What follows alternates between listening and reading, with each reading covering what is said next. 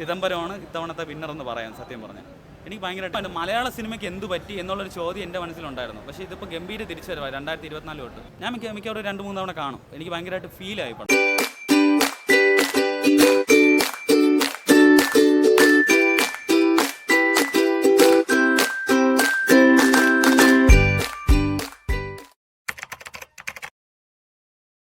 ഗംഭീര മൂവി, വേറെ ഒന്നും പറയില്ല. മേക്കിംഗ് ആണെങ്കിലും അതുപോലെ തന്നെ സിനിമാറ്റോഗ്രാഫി, മ്യൂസിക് ആണെങ്കിലും എഡിറ്റിംഗ് ആണെങ്കിലും എല്ലാം ഡിപ്പെൻഡ്. ആർട്ടിസ്റ്റ് വരെ കിടിലോട്ട് ചെയ്തിട്ടുണ്ട്. ഒരുപാട് അധ്വാനിച്ചെന്ന് പറയും ഈ സിനിമയ്ക്ക് വേണ്ടി. അതാണ് മഞ്ഞുമൽ ബോയ്സ് എന്ന് പറയുന്നത്. ജാനേമൻ ഇവിടെ ഇറങ്ങിയ സമയത്ത് ഞാൻ ഫസ്റ്റ് ഡേ വന്നതാണ്. ഞാൻ മാറ്റി ഷോയ്ക്ക് കയറി 5 പേരെ ഉണ്ടായിരുന്നു, ഞാൻ കൂട്ടി 5 പേര്. പക്ഷേ എനിക്ക് അന്ന് ആ പുള്ളിക്കാരൻ്റെ കഴിവ് മനസ്സിലാക്കിയതാണ്. കാരണം നല്ല കഴിവുള്ള, എനിക്കറിയാം അത് ക്ലിക്കാവുമെന്ന്. കുറച്ച് വൈകിയാണെങ്കിലും പടം ക്ലിക്കായി.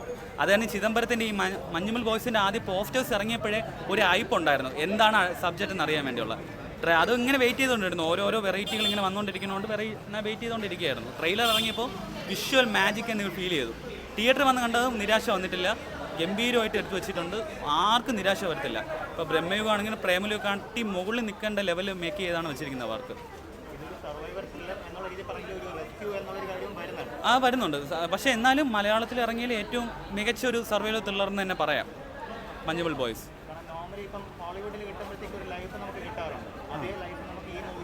കിട്ടുന്നുണ്ട്. മേക്കിംഗ് ആണ് ഞാൻ പറഞ്ഞത്. മേക്കിംഗ് ഭയങ്കരമായിട്ട് രീതിക്കാണ്. നമുക്ക് അടുത്തത് എന്താണെന്ന് അറിയാൻ വേണ്ടിയുള്ള ഒരു ആകാംക്ഷ പടത്തിന് നൽകുന്നുണ്ട്. ആ ലെവലിലാണ് പടം കൊണ്ടുപോകുന്നത് തന്നെ. എനിക്ക് എന്തായാലും ഒരുപാട് ഇഷ്ടപ്പെട്ടു.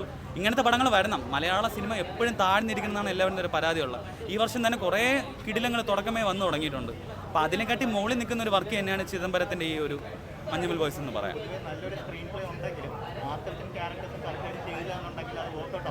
ഇല്ല, ഇത് സംഭവം റിയൽ സ്റ്റോറിയാണ്. ഞാൻ മുമ്പ് ഒരു പത്രത്തിൽ വായിച്ചിട്ടുള്ള സംഭവമാണ്. പക്ഷേ ആ ഒരു സ്റ്റോറിന്ന് ഇത്രയും ഡെവലപ്പ് ചെയ്ത് ആൾക്കാരെ ഒന്ന് തിയേറ്ററിൽ ഇരുത്തി കാണിക്കാൻ വേണ്ടിയുള്ളൊരു സെറ്റപ്പ് ഉണ്ടാക്കിയെന്ന് പറഞ്ഞില്ല. സമ്മതിച്ചേ പറ്റുള്ളൂ ആ മേക്കറിന്. ചിദംബരത്തിനെ സത്യം പറഞ്ഞാൽ പുള്ളിക്കാരനെ കാണണമെന്ന് വലിയ ആഗ്രഹമുണ്ട്. ഇത്രയും രീതിക്ക് ഒരു മൂവി ചെയ്ത് നമ്മളെ എന്താ പറയുക വലിയ ഇതിലോട്ട് കൊണ്ടെത്തി. ഞാൻ കൈയടിക്കാത്ത ഒരു സെക്കൻഡ്സും ഇല്ലായിരുന്നു. കാരണം അത്ര ലെവലായിരുന്നു. നമ്മൾ ആ ഒരു സർവൈവൽ ആ ഒരു ഇതിലങ്ങ് പോയി. ആ ഒരു 2 മണിക്കൂർ 15 മിനിറ്റ് പുള്ളിക്ക് നമ്മൾ അവരുടെ കൂടെ ആയിരുന്നു. സൗബിൻ്റെ ഗ്യാങ്ങിൻ്റെ കൂടെ തന്നെ ആയിരുന്നു ആ പടത്തിൻ്റെ. അത് അങ്ങനത്തെ ലെവൽ കൊണ്ടുപോയി. അത് അങ്ങനെ കൊണ്ടുപോയ ഒരു ഡയറക്ടറിനെ കഴിഞ്ഞിട്ടുണ്ടെങ്കിൽ അത് വിജയം തന്നെയാണ് എന്നെനിക്ക് പറയുള്ളൂ. ചിദംബരമാണ് ഇത്തവണത്തെ വിന്നർ എന്ന് പറയാം. സത്യം പറഞ്ഞാൽ എനിക്ക് ഭയങ്കരമായിട്ട് ഇഷ്ടപ്പെട്ടു. ഈ വർഷം തുടങ്ങിയതേ ഉള്ളൂ, എന്നാലും നല്ലൊരു മൂവി തന്നെയാണ്. സുശീഷാം പിന്നെ പുള്ളിക്കാരൻ്റെ പറയണ്ടല്ലോ, വേറെ ലെവലാണ്. രോമാഞ്ചം കഴിഞ്ഞ ശേഷം എനിക്ക് തോന്നുന്നു ഇതാണ് ആ പുള്ളിക്കാരൻ്റെ ഹൈലൈറ്റ്. 5-ാം പാതിര രോമാഞ്ചം, അതിന് ശേഷം ഇതാണ് ഹൈലൈറ്റായിട്ട് എനിക്ക് തോന്നിയിട്ടുള്ളത്. എഡിറ്റിംഗ് വിവേക് ഹർഷൻ പറയണ്ട, ആൾ മികവുറ്റ് തന്നെ നിന്നിട്ടുണ്ട്. ക്യാമറ ഷൈജുകാലം പുള്ളിക്കാർ. ഇനി ഞാനൊക്കെ എന്ത് പറയണ്ട, നമുക്ക് അറിയാവുന്ന ആൾക്കാരാണ്. മേക്കേഴ്സ് എല്ലാം കിടിലങ്ങളാണ്. അപ്പോൾ നമ്മളതിന് കുറ്റപ്പെടുത്തേണ്ട ഒരു കാര്യമില്ല. നല്ലൊരു മേക്കേഴ്സും നല്ലൊരു തിരക്കഥ ഉണ്ടെങ്കിൽ നമുക്ക് വേറെ ലെവൽ എടുക്കാൻ പറ്റും. അത് തെളിയിച്ചൊരു വർക്കാണ്.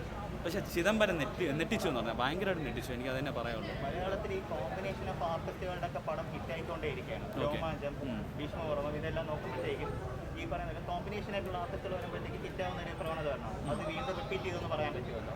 അല്ല, ഇത് ഞാൻ വലിയ പ്രതീക്ഷ ഒന്നും വയ്ക്കിയതാണ്. ട്രെയിലർ കണ്ടെങ്കിലും വിഷ്വലി ഗ്രാൻഡ് ആയിരിക്കും. ചിലപ്പോൾ പാളിപ്പോകാൻ സാധ്യത ഉണ്ടെന്നൊരു പേടിയുണ്ടായിരുന്നു. പക്ഷേ എന്താ പറയുക, അതൊക്കെ കാട്ടി മികച്ചൊരു ഒരു പെർഫോമൻസ് തന്നെയായിരുന്നു അവരുടെ എല്ലാവരുടെയും. യഥാർത്ഥത്തിൽ സൗബിന് ശ്രീനാഥ് വാസിയാണ് കുറച്ചും കൂടെ സ്കോർ ചെയ്തതെന്ന് പറയുന്നത്. സത്യം പറഞ്ഞാൽ എനിക്കത് നല്ല ഫീൽ കിട്ടിയിട്ടുണ്ട്. എനിക്ക് ഭയങ്കരമായിട്ട് ഇഷ്ടപ്പെട്ടു. പ്രത്യേകിച്ച് അതൊന്നും ഞാൻ കമ്പയർ ചെയ്യുന്നില്ല. ഇപ്പോൾ പറഞ്ഞാൽ ഭീഷ്മപർവ്വം അതൊക്കെ ഓരോ ആൾക്കാരുടെ ഓരോ രീതിക്ക് ഓരോ സംഭവം ഉണ്ടാകും. ഞാൻ ഇപ്പം ഈ ഇതിലേ ഞാൻ ഇപ്പോൾ ഉറച്ച് നിൽക്കുന്നുള്ളൂ. നല്ലൊരു മേക്കറാണ് ചിദംബരം. ഇനി പുള്ളിക്കാരൻ്റെ പടങ്ങൾ ഇനിയും വരണം. ആൾക്കാരുടെ ഇടയിൽ ഒരു ചർച്ചാ വിഷയമായി മാറേണ്ട പടങ്ങളായിരിക്കും അദ്ദേഹം ചെയ്യാൻ പോകുന്നത്. എനിക്ക് ഒരുപാട് ഇഷ്ടപ്പെട്ടു മൂവി. അത് ശരിയാണ്.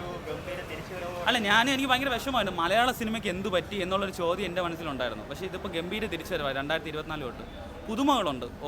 ചിലപ്പോൾ ചിലത് പാളിപ്പോകുമായിരിക്കും, എന്നാലും ഒരു വെറൈറ്റി മലയാളത്തിൽ കൊണ്ടുവരാൻ ശ്രമിക്കുന്നുണ്ട്. അതെനിക്ക് കാണുന്നുണ്ട്. അതിനെക്കാട്ടി അതിൻ്റെ ഒരു തുടക്കം ഇതാണെന്നാണ് എനിക്ക് തോന്നുന്നത്. മഞ്ഞുമൽ ബോയ്സ് ആണെന്നാണ് തോന്നുന്നത്. കാരണം ആ ഒരു ലെവലിൽ കൊണ്ടുവന്നിട്ടുണ്ട് അവർ. മലയാളത്തിലൊരു തെലുഗു, തമിഴ് പോലെ കോണ്ടന്റിന് മാത്രം പ്രാധാന്യം കൊടുക്കുന്ന രീതിയിൽ സിനിമകൾ അതിനനുസരിച്ച് ആൾക്കാർ ഓഡിയൻസ് അംഗീകരിച്ച് തുടങ്ങി തോന്നുന്നുണ്ടോ? ഒരുവിധം ഇപ്പം ഇത് അംഗീകരിച്ച് തുടങ്ങേണ്ട സമയമായി തുടങ്ങി. അല്ല വേറെ ഇനി ഇത് വേണമെന്ന് തന്നെ കാത്തിരുന്ന് കഴിഞ്ഞാൽ അതൊന്നും കിട്ടാൻ പോകുന്നില്ല. ഇപ്പം ഇങ്ങനത്തെ പടങ്ങളാണ് ഇനി തൊട്ട് ആൾക്കാരുടെ ഇടയിൽ ചർച്ചാ വിഷയമാകാൻ പോകുന്ന സംഭവങ്ങൾ എനിക്ക് തോന്നുന്നത്. അല്ല മറ്റേ ഒരുപാട് അടി, വെട്ടും കുട്ടും, പാർട്ടും റൊമാൻസും അതിനെക്കാട്ടിയിൽ ഇങ്ങനത്തെ ഈ ചെറിയ ബഡ്ജറ്റുകളിലായിരിക്കും. എനിക്ക് തോന്നുന്നത് ചെറിയ ബഡ്ജറ്റ് ആവാനേ സാധ്യതയുള്ളൂ. പക്ഷേ ആ ചെറിയ ബഡ്ജറ്റിൽ അവർ നമുക്ക് തന്നതെന്ന് പറഞ്ഞാൽ ഒരു വിഷ്വൽ ട്രീറ്റാണ് തന്നത്. അത് നമ്മൾ ഒരിക്കലും മറക്കാൻ പാടില്ല. എല്ലാവരും തീർച്ചയായിട്ടും കാണേണ്ട ഒരു മൂവി തന്നെയാണ് അത് മഞ്ഞുമൽ ബോയ്സ്. ഷുവർ ഹിറ്റാണ്, ബ്ലോക്ക് ബസ്റ്ററാണ് മൂവി. റിപ്പീറ്റ് വാച്ച് ഓബിയസ്ലി ഇത്തരം മൂവീസ് റിപ്പീറ്റ് വാച്ച് എലമെന്റ് എപ്പോഴും ഉണ്ടാവുന്നതാണ്. അതെന്തായാലും ഇതിൽ ഉണ്ടാവുന്നുണ്ടല്ലോ. ഇല്ല, അങ്ങനെ എനിക്ക് ഫീൽ തോന്നിയിട്ടില്ല. റിപ്പീറ്റ് വാച്ചിന്റെ എലമെന്റ് ഇല്ല. ഇല്ല, റിപ്പീറ്റ് വാച്ച് ഓക്കെ, റിപ്പീറ്റ് വാച്ചിൻ്റെ എലമെൻ്റ് ഉണ്ട് ഇതിന്.